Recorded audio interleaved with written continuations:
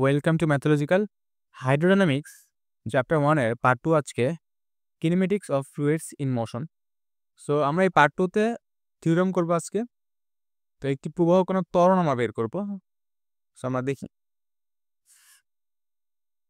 আমি এখান থেকে পড়াই দিব, তোমাদেরকে বুঝাই দেব প্রত্যেকটা লাইন কিভাবে কি আসছে। এবং আমরা প্রথমত এখানে নিয়ে নিই। প্রথমত আমি এখানে এই ছবিটাকে ব্যাখ্যা করি বা এই ডায়াগ্রামটাকে আমি ব্যাখ্যা করি। সো আমরা একটা ত্রিমাত্রিক স্থানাঙ্ক ব্যবস্থা নিব। সো বইতে এইভাবে নেয় ডায়াগ্রামটা, আমি এইভাবে নিচ্ছি।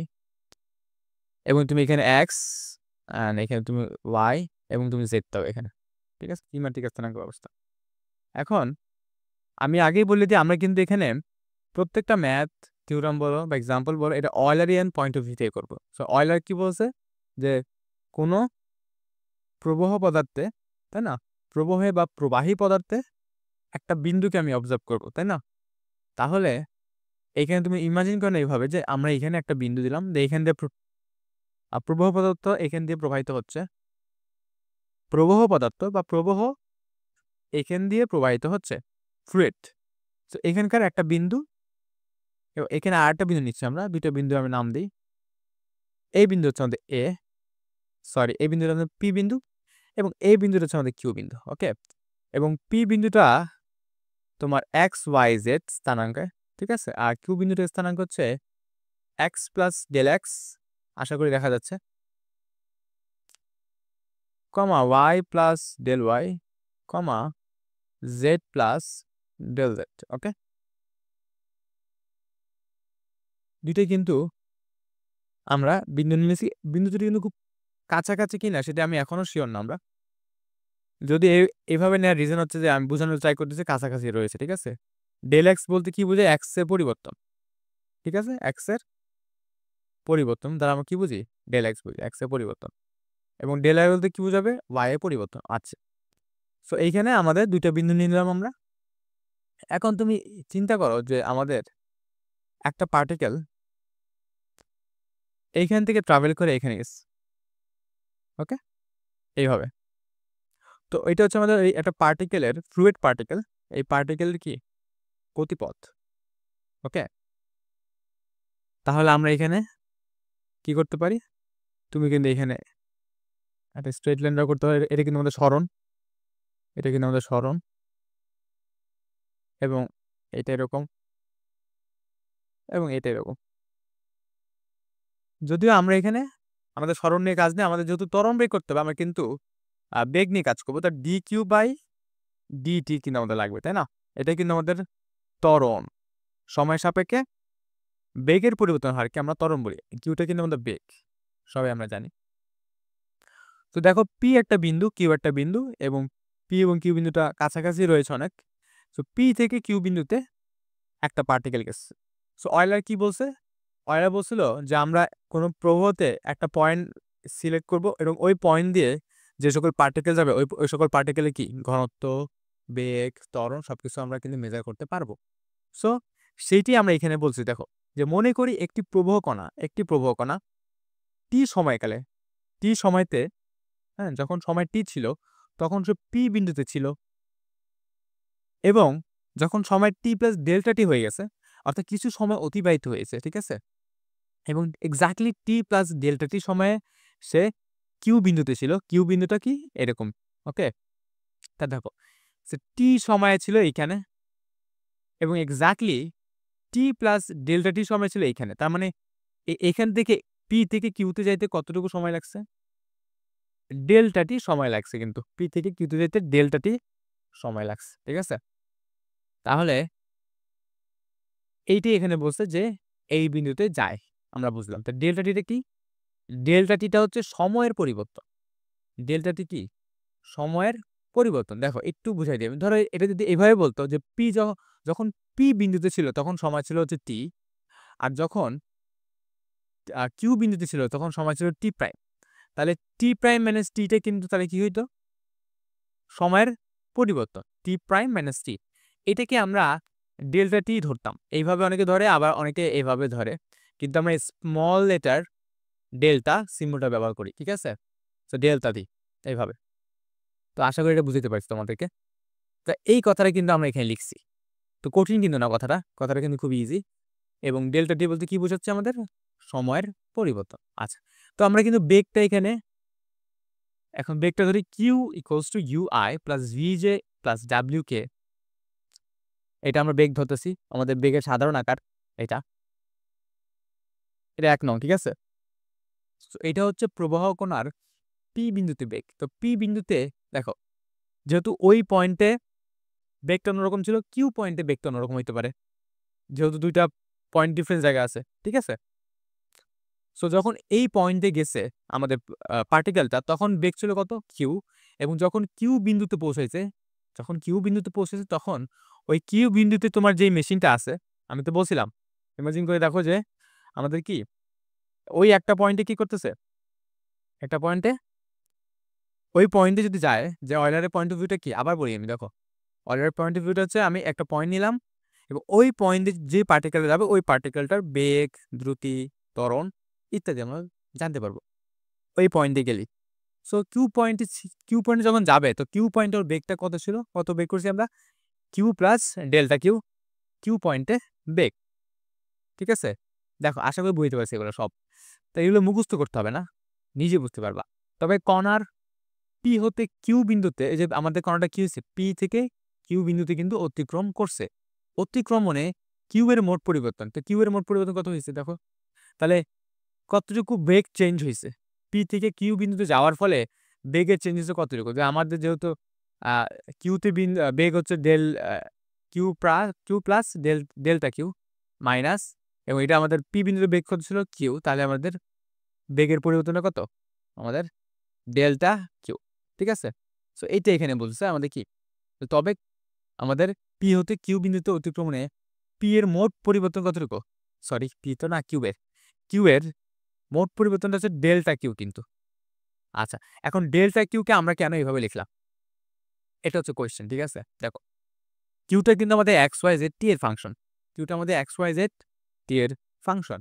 সো ডেল্টা কিউকে এইভাবে লেখা যাবে কিনা?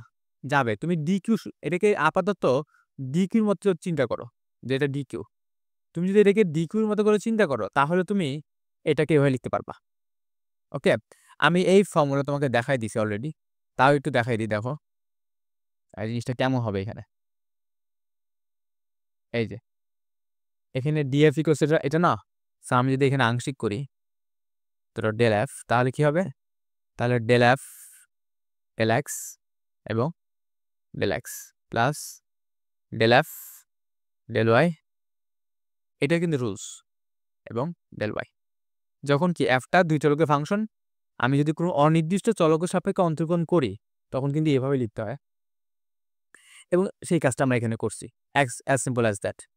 সো এখানে দেখো, আমি আবার এখানে চলে যাই, এখানে এই কাজটাই করা হয়েছে। এখানে আমাদের এখানে আমাদের কি আছে? ডেল্টা কিউ আছে। সো এখানে আমরা ডেল এক্স ডেল কিউ দিলাম, তো ডেল্টা এক্স দিলাম, এটা অনুযায়ী। দেখো তুমি মনে করে ব্যাপারটা কেমন, আবার দেখাই। দেখো এখানে যখন পূর্ণ অন্তর্কোণ করছি তখন কিন্তু ডিএক্স দিছি, ডিওয়াই দিছি। এখন দেখো এটার সাথে মিলে দেখো, খালি কিন্তু এখানেই চেঞ্জ, তাই না? সো সেম ভাবে এখানে করা হয়েছে। আচ্ছা, তো এটা করলাম আমরা। এখন আমরা ডেল্টাটি নিয়ে আসছি নিচে, তাহলে প্রত্যেকটা এসে কিন্তু ডেল্টাটি যাবে ভাগ করলে। হ্যাঁ, এইভাবে চিন্তা করো তুমি। সো আমাদের এইটা চলে আসতেছে।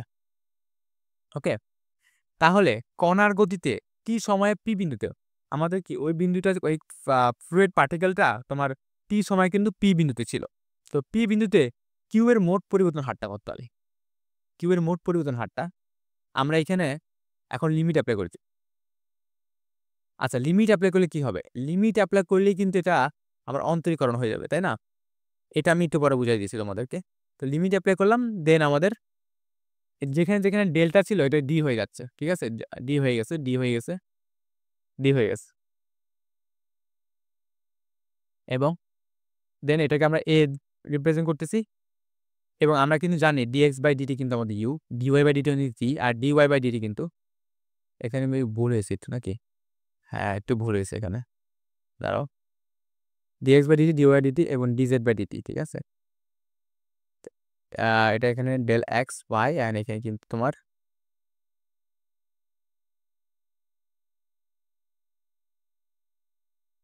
জেড হবে, ঠিক আছে? এক্স ওয়াই থেকে একটু মিস্টেক হয়েছে এখানে, আমাদের এখানে এক্স ওয়াই জেড, এখানে সেমভাবে এক্স ওয়াই জেড হবে। ভুলে দুবে লিখে ফেলছি এটা আমি, সেটা আমরা রিমুভ করে দিই, এটা লাগবে না। যেহেতু চারটি চলকের সমীকরণ কিউ আমাদের, এটা কিন্তু এখানে লিখতে হবে। এটা হচ্ছে আমাদের 1 নং। ক্লিয়ার? চলে দেখো, তো del q del x dx by dt, del q del y dy by dt, আর del q del z and dz by dt, del q del t, এরকম। কেন? কারণ আমি যদি এখানে কিন্তু, হ্যাঁ ঠিক আছে, পারফেক্ট। ওকে, দেখো এখানে কিন্তু কাটাকাটি চলে গেছে, এই ডেল্টা টি আর ডেল্টা টিতে ভাগ করে কিন্তু 1 চলে আসবে, এখানে এনে 1টা চলে গেছে। ওকে, আমি 1 তাও গুণ দিয়ে দিই বোঝানোর জন্য। ওকে, আচ্ছা, দেন আমাদের এটা ইউ, এটা ভি, এটা ডাব্লিউ, ঠিক আছে? সবকিছু del q by del x, del q by del y, del q by del z and del q by del t. আশা করি বুঝতে পারছি। এখন ন্যাবলা আমরা কি জানি, এটাকে কিন্তু আমরা কিন্তু ত্বরণ শিখে ফেলছি আগেই। ত্বরণের চেহারাটা কেমন হবে এটা কিন্তু আমাদের আগেই শেখা শেষ, ত্বরণ লুকটা কেমন। এবং আমাদের ন্যাবলা কিন্তু এটা i del x del x del y এবং ডেল জেড। এখন কিউ ডট ন্যাবলাটা কি? কিউ ডট ন্যাবলা কিন্তু u del x, v del y এবং ডাব্লিউ ডেল জেড। তো এখানে দেখো আমাদের এই টার্মগুলো আছে, যে u del x, v del y এবং ডাব্লিউ ডেল জেড, এটা ডেল টি, এটা লাগবে না। এই তিনটাকে কিন্তু আমরা একসাথে লিখতে পারি কি? তো এইটাকে আমরা কিউটাকে কিন্তু কমনলি নিচ্ছি আমরা প্রথম 3 টার্ম থেকে, পরে কিন্তু আমরা এটা পেয়ে যাচ্ছি এইটা। তাহলে এই জায়গায় আমরা কিউ ডট ন্যাবলা দিয়ে দিছি এবং কিউ জায়গায় q del q by del t, এটাই কিন্তু প্রুভ হয়ে গেছে। এটা কিন্তু সহজে বের করা যায়, ডাইরেক্ট কিন্তু আমি এভাবে বের করতে পারি। যখন আমি ডি কিউ বাই ডিটি লিখতাম, কারণ আমি জানি কিউটার মধ্যে বেগ, তাহলে বেগকে আমি টি হিসাবে অন্তর্গ্রহণ করলেই কিন্তু আমি ত্বরণ পাবো। কিন্তু এইভাবে কিন্তু প্রমাণ করতে পারবা না, তখন ফর্মাল ওয়েতে এইভাবে প্রমাণটা করতে হবে থিওরামে।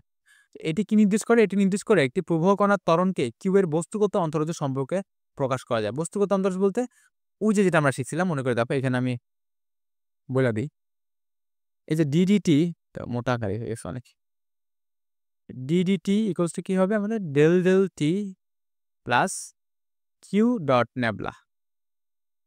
তো এইটাই আমাদের বস্তুগত অন্তরজের সম্পর্কে প্রকাশ করা যায়, এই যে বস্তুগত অন্তরজের সম্পর্ক। হ্যাঁ, মনে করে দেখো এটা আমরা শিখে আসছি তোমাদের। আচ্ছা, তাহলে এখানে আমি কি বলছিলাম, যে এইটা বুঝাই দেবো এটা কিভাবে আমাদের এই ডেল্টাটা ডি হয়ে গেছে। তার জন্য আমাকে আসলে অন্তরীকরণ বুঝতে হবে, অনেকে অন্তরীকরণ বুঝে না, তো বুঝাই দিই এটা আমরা। দেখো, তুমি মনে করো যে এফ হচ্ছে আমাদের টি এর একটা ফাংশন, এফটা। ওকে, এখন এফ এর অন্তরীকরণটা আসলে কি এটা আমরা বুঝি একটু। এখন তুমি চিন্তা করো, আমি এফ এ ইনপুট দিলাম, ধরো এফ এ আমি টি টি1 ইনপুট দিলাম। ওকে, টি1 একটা ভ্যালু আমি ইনপুট দিলাম এফ এ, এবং এটা দেওয়ার ফলে আমি আউটপুট পাচ্ছি হচ্ছে F1। ক্লিয়ার? দেন আমি আবার T2 ইনপুট দিলাম এবং আউটপুট পাচ্ছি আমি হচ্ছে F2। ক্লিয়ার? এইভাবে চিন্তা করো। T1 ইনপুট দিলাম, এই ফাংশন থেকে আউটপুট পেয়েছি F1, এবং T2 ইনপুট দিলে এই ফাংশন থেকে আউটপুট পাচ্ছি আমি F2। তাহলে ইনপুটের পরিবর্তন কত? ইনপুটের পরিবর্তন, বা তুমি এটাকে কি বলবা? টি এর পরিবর্তন। টি এর পরিবর্তন, টি এর পরিবর্তন কত? T2 minus T1। এবার আমি যদি এইটা এনশিওর করে দিই যে এটা আসলে বাড়াইছি, আমি ইনক্রিজ করছি, হ্যাঁ, যে T1 থেকে T2 একটা কি, একটা বেশি ভ্যালু, ধরো আমি এখানে এটা ডিক্লেয়ার করে দিই, যে T1 থেকে আমাদের T2টা হচ্ছে, আচ্ছা তাহলে এটাকে কি বলতেছি আমরা? এটা কিন্তু টি এর পরিবর্তন। টি এর পরিবর্তনটা এই থেকে অনেকে ডেল্টা টি, এই ক্যাপিটাল ডেল্টা ইউজ করে, না হলে তোমার এই স্মল ডেল্টা ইউজ করে। ঠিক আছে, অনেকেই ক্যাপিটাল ডেল্টা ইউজ করে, অনেকে স্মল ডেল্টা ইউজ করে। তো আমরা এখানে ক্যাপিটাল ডেল্টা ইউজ করবো না, ওরা এই বইতে স্মল ডেল্টাই বুঝিতেছে, এইটাকেই আসলে বুঝিতেছে যে পরিবর্তনটা। ঠিক আছে, তো টি এর পরিবর্তন, তুমি এটা টি এর পরিবর্তন বলো এটাকে। তো আচ্ছা, আর এটা কি হবে বলো তো? F2 মাইনাস F1, এটা কিন্তু এফ এর পরিবর্তন, তাই না? এফটা যেই ফাংশন হোক না কেন তার পরিবর্তন, এফ এর পরিবর্তন। এখন যদি আমি কি করি, এই f এর পরিবর্তন আর t এর পরিবর্তন যদি হার নেই আমি, ঠিক আছে? কেমন? দেখো। তাহলে f2 minus f1 divided by t2 minus t1, এটা কি? এটা হচ্ছে সময়ের, আমি যদি t যদি সময় হয় তাহলে সময় পরিবর্তনে, আর তোমার f যদি আমাদের ইয়া হয়, ধরো f টা যদি আমাদের বেগ হয় তখন কি হবে? ধরো f টা বেগ আর t টা সময়, তখন সময়ের পরিবর্তন ও বেগের পরিবর্তনের হার, সময়ের পরিবর্তন ও বেগের পরিবর্তনের হার হচ্ছে তাহলে এইটা। তাহলে এখানে কিন্তু আমরা এটা কি বলবো, f এর পরিবর্তন কি বলতে পারবো? এটাকে কিন্তু আমরা ডেল f বা ডেল্টা f বলতে পারবো। তাহলে f2 মাইনাস f1 কে আমরা ডেল্টা f যদি বলি, আর এখানে t2 মাইনাস t1 কে যদি আমি ডেল্টা t বলি, এটা কিন্তু কি কি বোঝাচ্ছে? যে সময়ের পরিবর্তন, সময়ের পরিবর্তন ও বেগের পরিবর্তনের হার। তো আমরা এটাকে নিয়ে আসি এখানে। এটা কি? সময়ের পরিবর্তন, বেগের পরিবর্তনের হার। এখন এই সময়ের যে পরিবর্তনটা বা t এর যে পরিবর্তনটা, এটা যদি খুবই ক্ষুদ্র হয়, খুবই ক্ষুদ্র হয়, এই কথাটাকে আমি কিভাবে বলবো? এই কথাটা বলতে আমরা আসলে লিমিট ব্যবহার করি। যে লিমিট ডেল্টা টি আসলে টেন্ডস টু 0, যে ডেল্টাটা কি? 0 র খুবই কাছাকাছি একটা ভ্যালু। ডেল্টা টিটা 0 খুবই কাছাকাছি একটা ভ্যালু, ডেল্টা টিটা 0 খুবই কাছাকাছি একটা ভ্যালু। এইটাকে আমরা তখন, এটাকে আসলে কিন্তু আমরা অন্তরীকরণ বলি। এটাই কিন্তু অন্তরীকরণ, df/dt, যে সময়ের ক্ষুদ্র পরিবর্তনের সাপেক্ষে f এর পরিবর্তনের হার। সময়ের ক্ষুদ্র পরিবর্তনের সাপেক্ষে f এর পরিবর্তনের হারকেই আমরা অন্তরীকরণ বলি। এটা হচ্ছে আমাদের অন্তরীকরণ। তো আশা করি বুঝতে পারছো এটা, যে আসলে ম্যাটারটা কি। তো একটা কাজ করবো, আমরা এটাকে দিতে পারি, নিচে কপি করে দিয়ে দিই ফর্মুলা হিসেবে, যেন মনে থাকে। ওকে, সো এটাকে আমরা অন্য একটা কারেক্ট ইউজ করি, হ্যাঁ, যে ডেল এফ ডেল্টা টি এবং limit delta T tends to 0 equals to df dt। বুঝছো না? এই যে আমাদের কিন্তু অন্তরীকরণের ব্যাপারটা। তো এই কারণে কিন্তু ডেল্টাটা কি এফ হয়ে গেছে। আশা করি তোমরা বুঝছো সবাই, যে আমরা এটাকে এইভাবে লিখি। সো নেক্সট লেকচারে আমরা